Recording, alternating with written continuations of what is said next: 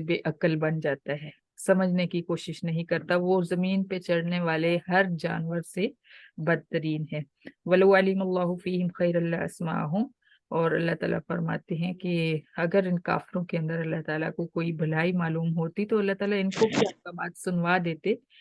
وَلَوْ أَسْمَعَهُمْ لَتَوَلَّوْا مُعْرِضُونَ، اور اگر اللہ تعالیٰ ان کو سنوا بھی دیتے تو بھی یہ منہ موڑ لیتے۔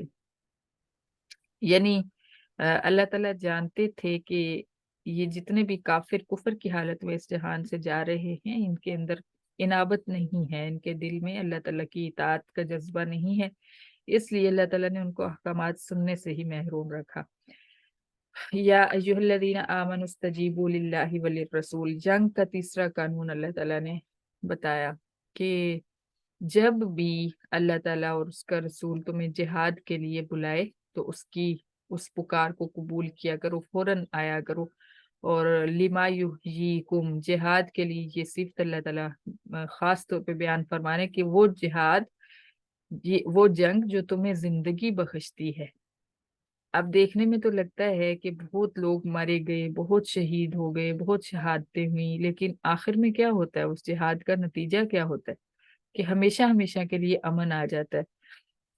ابھی جیسا کہ جہاد ہو رہا ہے فلسطین میں، تو کب سے، جب سے 1948 سے 1948 سے یہ بنا ہے ان کا ریاست نام نہاد، تب سے انہوں نے مسلمانوں کو شہید کرنا شروع کیا ہے، اور اب تک کتنے مسلمان شہید ہو چکے ہیں۔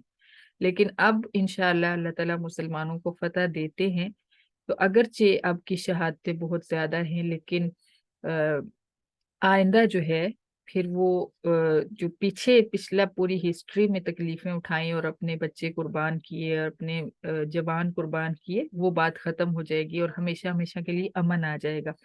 تو اس طرح جہاد میں زندگی ہے۔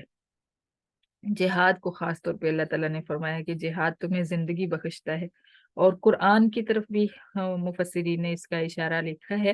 تو قرآن بھی انسان کو زندگی بخشتا ہے، وہ تو ہم سے بہتر کوئی نہیں جانتا کہ جب ہم قرآن پڑھ لیتے ہیں تو الحمدللہ روح تازہ ہو جاتی ہے۔ تو قرآن تو زندگی بخشتا ہی بخشتا ہے۔ وَاعْلَمُوا أَنَّ اللَّهَ يَحُولُ بَيْنَ الْمَرْءِ وَقَلْبِهِ، اور یقین رکھو کہ اللہ بندے اور اس کے دل کے درمیان میں حائل ہے۔ یہ کتنی بڑی بات ہے، یعنی دل کے اندر جو خیال آتا ہے پہلے وہ اللہ کے پاس سے ہو کے پھر آتا ہے۔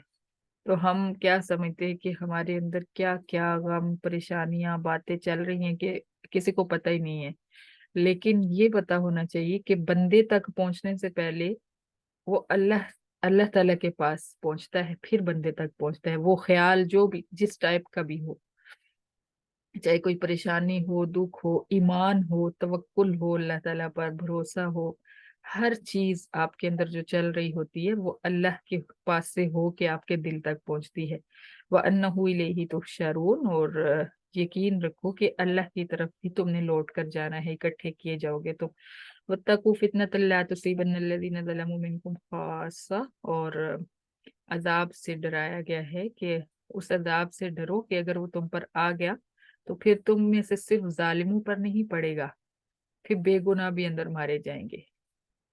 تو اس لیے عذاب سے بچنے کے لیے کوششیں کیا کرو، دعائیں مانگا کرو، استغفار کیا کرو، عمل کیا کرو، عملی زندگی اختیار کرو۔ وَاعْلَمُوا أَنَّ اللَّهَ شَدِيدُ الْعِقَابِ، اور اللہ تعالیٰ یقین کر لو کہ اللہ تعالیٰ سخت سزا دینے والا بھی ہے۔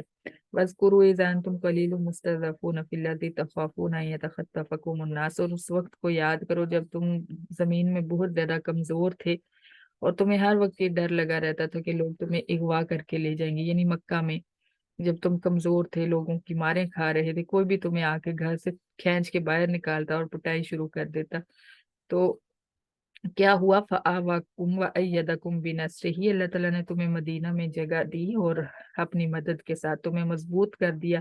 وَرَزَقَكُم مِّنَ الطَّيِّبَاتِ لَعَلَّكُمْ تَشْكُرُونَ، اور تمہیں پاکیزہ رزق عطا کیا تاکہ تم شکر ادا کرو۔